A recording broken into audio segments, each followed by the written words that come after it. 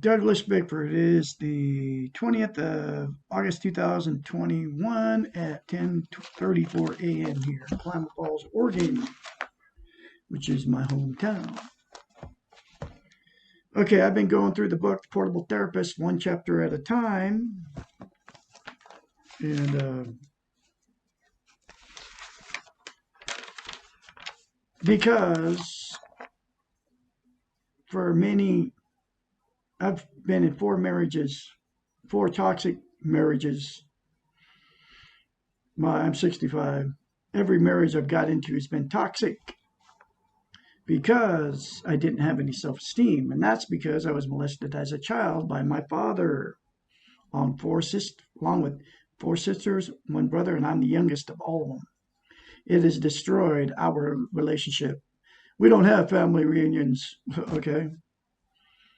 Because, we were all molested sexually, physically, emotionally, and none of us have self-esteem except for Douglas A. Bickford out of the family of six, four sisters, one, four sisters, one brother. Then I have a half brother, half sister, and same thing with them, but I don't know about how they were sexually molested because they have a different father, half brother, half sister. But they're all screwed up too. Okay. Anyway, so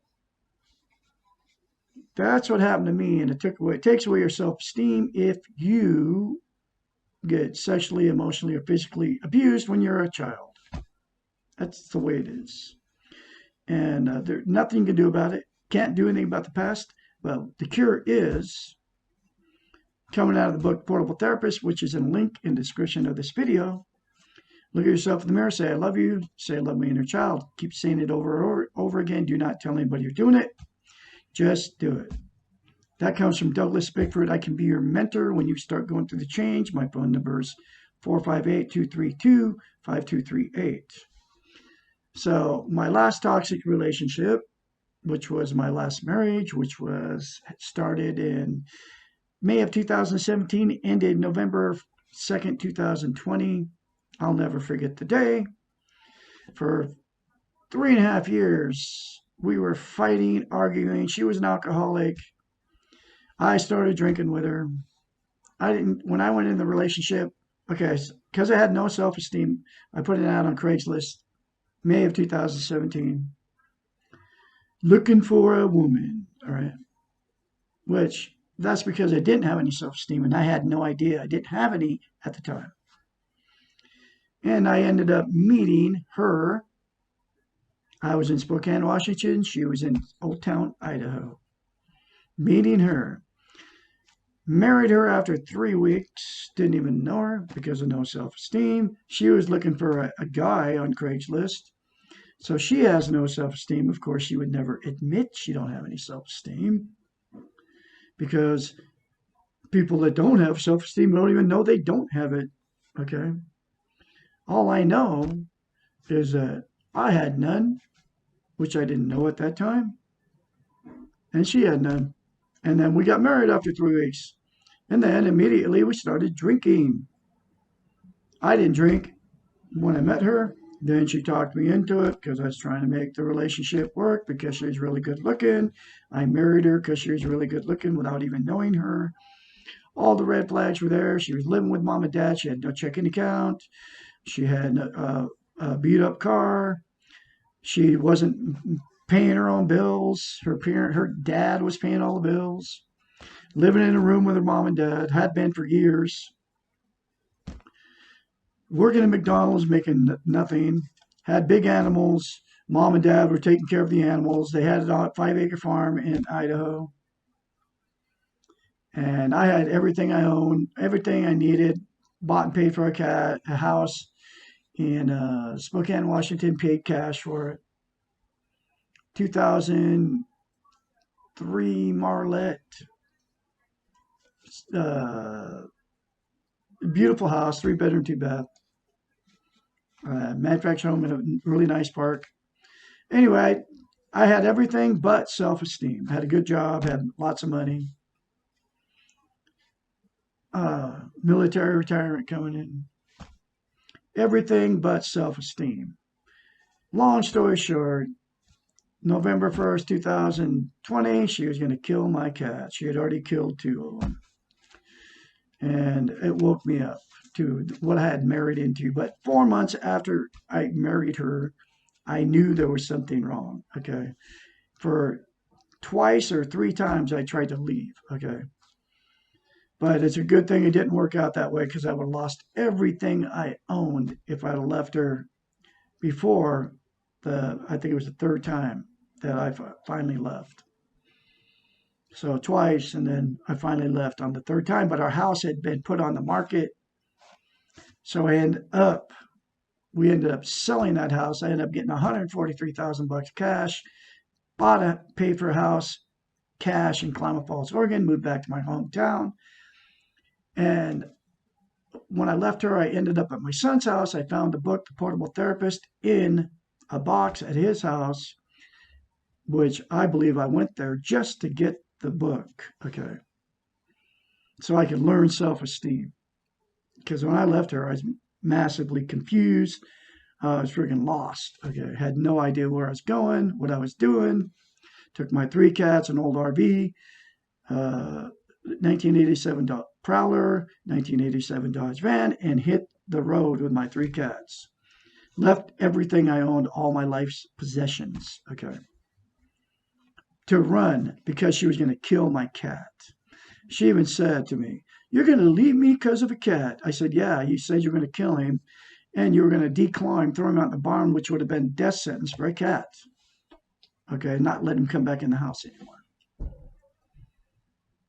Man, but that was the straw that broke the camel's back. It was like toxic the whole time I was in it. Had her brother Denver living on our property. Drug addict, drug addict, alcoholic, hoarder, filthy, dirty, uh, caused all kinds of trouble. Racist, caused all kinds of trouble in our relationship. Would come in there raving at my wife, and she had this twisted thing going on with him. She could not get away from him. We fought and argued over him moving back on our property. He was there when I lived there. He lived there the whole time, with the exception of about 4 months. And the whole time I was fighting it. I didn't want him to live there because we would get in arguments, and then she'd go run to him. Then she moved her fat mother in. 2 months after she moved in, I hasta la vista out the door because her mother said that my cat Bullseye scratched her in the face, and he did scratch her in the face. But the reason it happened was, I don't know why it happened. Anything's possible. But she lied about it and said he jumped up off the floor for no reason and attacked her. And that was a bold-faced lie by her mother so she could get Cassandra, my wife, on the bandwagon to get rid of my cat. And my wife actually said she'd shoot him. I mean, she literally said that to me. And I was like, "You're not killing my cat." Anyway, I took the cats and I left. That happened on November 1st. I was going to stay one more night. I mean, I was like trying to work it out. We'd worked it out. And then I'd actually agreed to declaw him. And then, but then the next day she was telling, "Nope, we're going to throw him out in the barn after we declaw him." And I go, "No, he's not going out in the barn if we declaw him." Then that was a big fight. Then her mother, they both ganged up on me then. "You got to get rid of that cat," that's what her mother said. "And you need to stand up and take responsibility for that cat. He scratched me. He's dangerous." And at that moment, I just like, "Okay, I'm out of here." I took my cats and I left. I had no idea. I thought I was going to lose everything again. And I would have lost everything except for my van and that prowler I had and a few clothes. But I didn't care because was done with that toxic relationship. We would fight and argue, and every time we drank, we'd fight and argue. Then I started drinking vodka. Then her brother came over, started partying on Friday nights, smoking pot and everything else. Then we'd fight and argue. Then the fights and arguments would carry on into the next day. Okay. Then one day, about a month prior to me freaking leaving, I told her because she jumped all over me because I was drinking. I was talking to her mother and her brother, and uh, I was joking around. Okay. Then she attacked me and said I was being really mean to her mother, and I wasn't. And she was drinking too. Her my wife. And Denver was all stoned and drunk, And then the next morning, she said to me, she jumped all over me. I mean, right up when we woke up in the morning, about how I was all terrible to her mother and you need to apologize to my mother. And I was like, I didn't say anything to your mother. But anyway, because she was drunk, she had no idea it would change her personality. So I went in the kitchen and I dumped the vodka down the drain. I told her I'm never drinking again. I said, if I'm going to get accused of something I didn't even do because you're drinking, I said, I'm done drinking. And then she continued to drink. And then she started partying on Friday nights. And her and her brother, they'd come in there, let's celebrate. She'd toast to him, and I'd be sitting there on a Friday night, not drinking. But I drank to mask the pain of that, what I got myself into in that toxic marriage. Anyway, I'm going through one book at a time. There's millions of us, billions of us. 1 in 6 children has been sexually molested. 1 in 6. So that means that more than 1 billion people are on kids, adults now, on the planet. 2 billion people are on the planet that have been sexually molested. 90% have been emotionally, physically abused as children. So that's like 7 billion people, right, on the planet. And the only way to get past it and get beyond it is to talk about it. Okay. That's what I'm doing on YouTube. And I've been abused my whole life by all these women I married, all these girlfriends I went out with, all their families, my grandchildren, my children, my in-laws that I married into. All of them. They've all abused me because that's all I was used to. Not no more because Mr. Douglas A. Bickford has self-esteem because I said the 2 simple concepts in the mirror. I love Douglas A. Bickford. I love my inner child. I got the book. I read the book, The Portable Therapist. This is my 3rd time going through the book, and this is chapter 32. And I can be your mentor. My number is 458-232-5238. I don't know if I told you that already, but I can be your mentor. This is chapter 32. Get this book, folks. Send a link in the description, like I told you, I believe. How can I accept myself if I don't agree with or understand myself? Accepting yourself involves both behavioral and thought processes. As mentioned in the previous question, there are behavioral techniques you can use to begin the process. The cognitive processes towards acceptance of yourself begin when you do the following. Stop the denial. Now, you got to listen to this. It's very important. Stop thinking that you cannot accept yourself. You can and you will if you really want to. Suspend the judgment. Not everything in the world can be viewed in terms of dichotomies. Not everything is good, and I'm not sure what that word even means. Not everything is good or bad, right or wrong, positive or negative. Recognize your defenses. They are stopping you from movement. They may have worked in the past, but now they are in the way. Kill your illusions. Reality is not an illusion. Reality is the reality of yourself. The reality of yourself exists. Everyone else around you knows the reality of you. Now it is time for you to know yourself, and the illusion comes from television, Facebook, all the social media. That's all illusion, and that's why I have a Facebook account, and I put all my stuff up on Facebook, and that's why nobody watches my videos.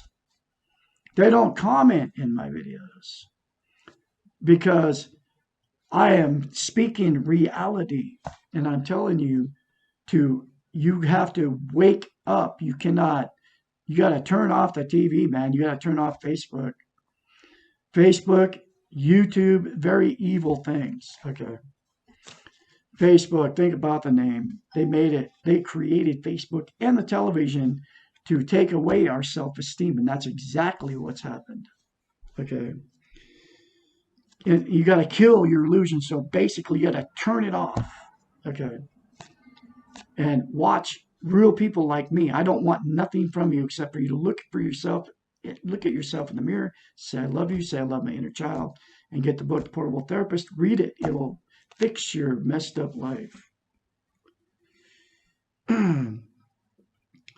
Utilize conscious reflective observation. Observe yourself as others observe you. To others, you are what you do and not what you wish you were doing. Your behaviors do count and you can control them. Like you can make the choice to look at yourself in the mirror and say, I love you, and say, I love my inner child. That's your choice. You can do that. It'll teach you how to love yourself. You will love yourself if you do that. Do it daily and don't tell anybody you're doing it. Your feelings, your dreams, your hopes, and your wishes are not the reality of you. They are only part of you. Okay. There are many things that we accept but do not agree with or understand. War, famine, the unfairness of life, and death are things that we deal with every day. We accept that these things exist even though we may not like them, and clearly we do not completely understand them.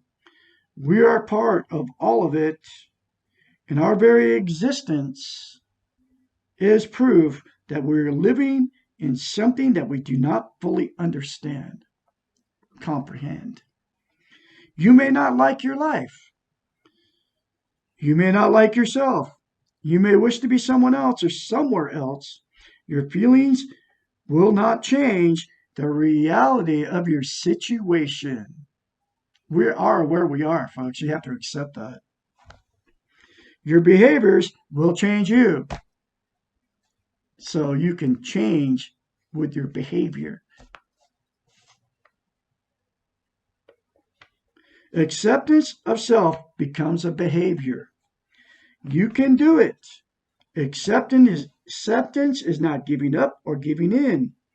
It takes less work and less energy to accept yourself than it does to deny yourself. In the long run, it is much easier process, and you will find that acceptance frees up the energy needed to have self-esteem and to do the best you can do. It is only the beginning that it seems difficult and strange. It's looking yourself in the mirror the very first time. It's going to be and saying I love you is going to be very strange. In fact, you'll have to force yourself to do it. Okay, because nobody is teaching these concepts on YouTube. Nobody's teaching them anywhere on Facebook. You won't see them. They all talk around it, but they never get to the point of how to attain self-love, self-esteem, and looking yourself in the mirror and saying, I love you, I love my inner child, will get you self-esteem on steroids if you do it.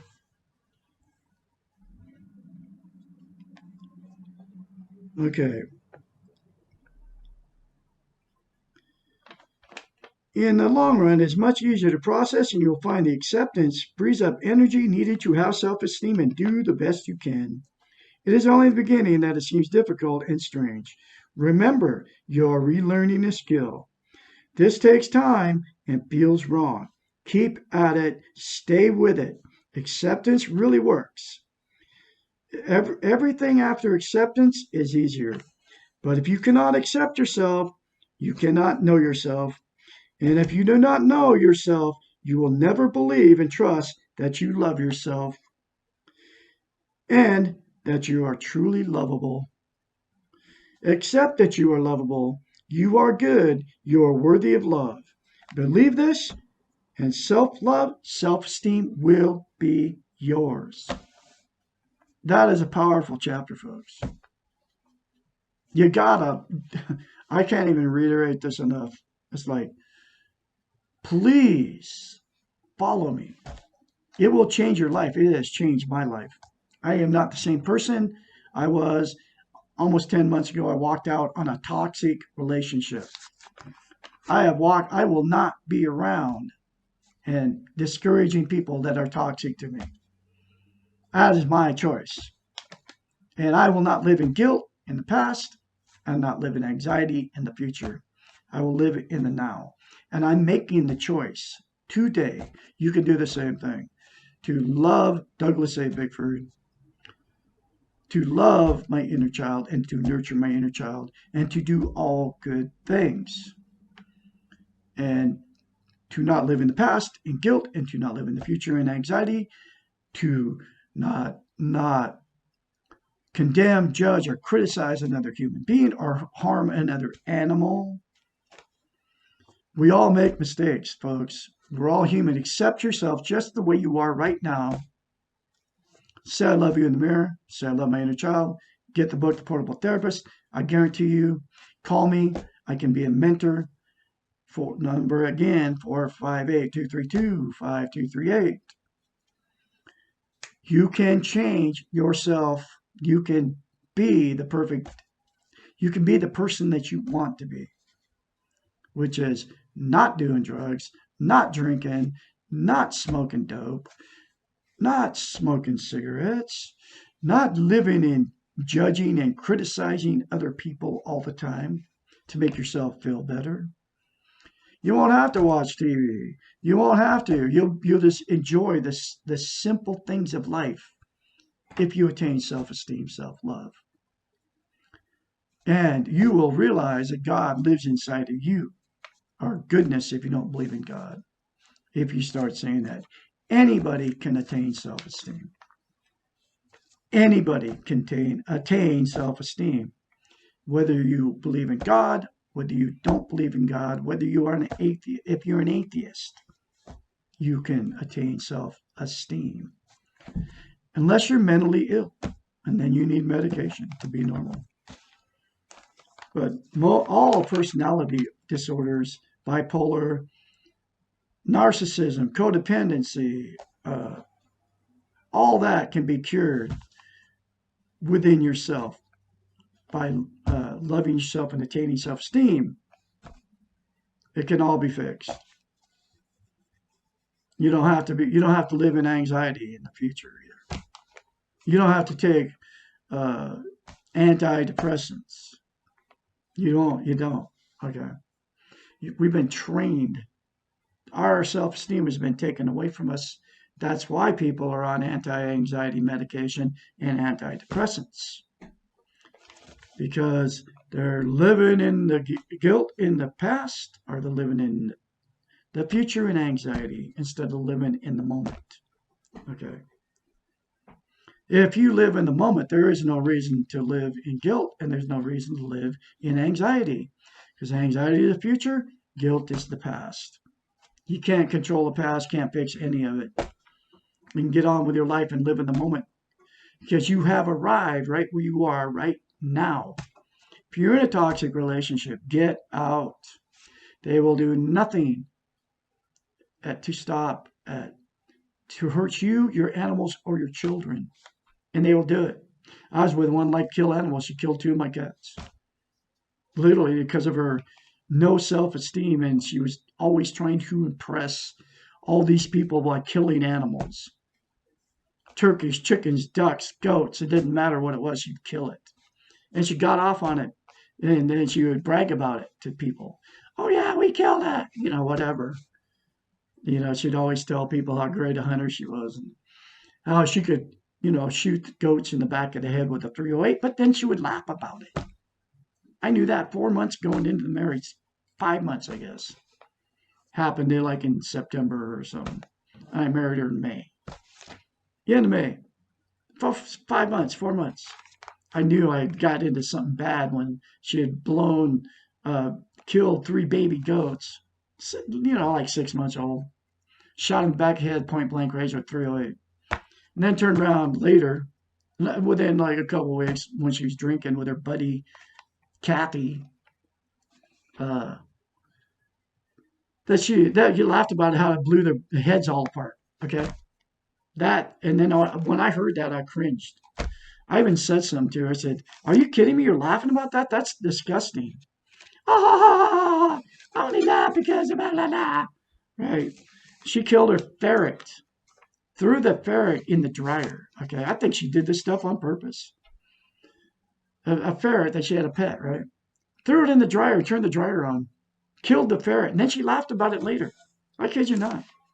She laughed about it because a little kitten a cat got buried under a bale of hay, and she was laughing about that, how it's killed the poor cat, suffocated it because it was trapped in there. And she laughed about it when her dad came in there and threw cold water on her in the shower and looked at her naked body. She laughed at it when her mother forced her at 7 years old to eat liver until she threw up. She laughed about it when her mother burned her with a cigarette when she was changing her diaper. She thought it was a big joke. She got abused. She was laughing about it because she got freaking raped and told me how great she was because she fended off a guy at 7 years old that raped her and was going to go rape her sister. At 7 years old, a Mormon dude on her property. I mean, this is what she was. I figured that all out. She was evil because of her low self-esteem. I mean, I got in-laws, right? From my first wife, live in the same town I live in. I went up there to try to talk to them, and they started abusing me again. And they had abused for 16 years. I put up with the in-laws abuse, and the woman I was married to got abused by her. And we were just supposed to take this crap from her mom and dad. Her mother, my two little kids, 2 or 3 years old. We were with her house. This is my first wife. Her name's Denise. Ken and Thelma. They live in my town I live in. She went off at me and my wife because my 2 and 3 year old, Jessica and Brad, had spilled milk in her precious kitchen. You know, oh, get those kids out of here! And started screaming, yelling at us. I went up there not even a month ago, 2 months ago, maybe, just to see him. They hadn't seen me in like 2 years. Walked in there and she starts it. First thing she said to me as I went in there, "You take that COVID-19 vaccine back!" Yelling at me to take the COVID-19 vaccine, which is a big joke anyway. That's all a big fabrication from the television. And then I told her, I just devastating 6, 7 months. Okay. Walked out on toxic marriage that the woman didn't never love me. That's the reality. She never loved me. She needed me to take care of her financially. That's the only reason she married me. And that's what I married into. A gold digger. Okay. I had no idea. I was looking for love. She was looking for somebody to pay her bills. That's it. Because I moved in, she lived in with mom and dad. They were paying all the bills. She never was responsible for bills. Her mom and dad always paid them. Okay. She lived with them for years. Even her and her ex-husband. That was all the red flags I got after I married her. But anyway, uh, crap, I forgot what I was saying. Anyway, you get yourself in those kind of relationships, okay? And you have to cut yourself off from all of it. I've cut myself off from my own kids. I've cut myself off from them. People, Ken and Thelma Roller, I want to go to their funeral, okay? I said my goodbyes to those people. They abused me for all these years, and they're going to abuse me again. In fact, she did. His wife sat there and said to me, because I said just one thing about what I went through, no compassion, no nothing, that I had been 7 months living in an RV in Christmas Valley, Oregon, could care less. All right, that I was going through traumatic, a split up, trying to get over. I love this woman. I fell in love with her. She never loved me. Okay, I didn't need her money. She needed me and my dinero. That's the only reason she ever got with me. She always thought she was better than me. Okay. And she used her looks to snag me in. But anyway, I had said to this ex-wife's mother, Thelma, yeah, when I went in the relationship, I didn't drink, which I didn't. And then Cassandra talked me into drinking. Okay, that was her name. And then I told this to her. She goes, and her exact words to me are, "Don't you blame that on her. That ain't your fault. You were drinking."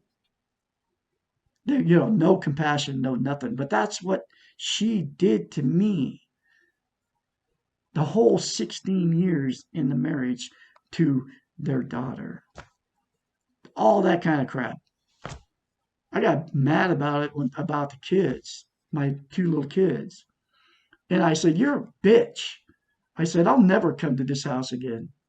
And then Ken's, he couldn't say no to her. He let her walk all over Ken his whole marriage. They've been married like 50 years. She, he let her do that kind of stuff. And he would never rock the boat because he was afraid of her too. Then he'd mask all his pain by drinking all the time, being married to the wicked witch of the West. And nobody ever confronted her. And even when she did it to me just a month ago or whatever it was, I just walked. I said, "Okay, that's it." I decided you can't confront these people. You can't even talk to them. She's so far gone in her hate. She hates herself, so she doesn't know how to love people. Okay, and then her husband can't say no. Has given her everything she's ever wanted. Okay, so she's never ever had to live.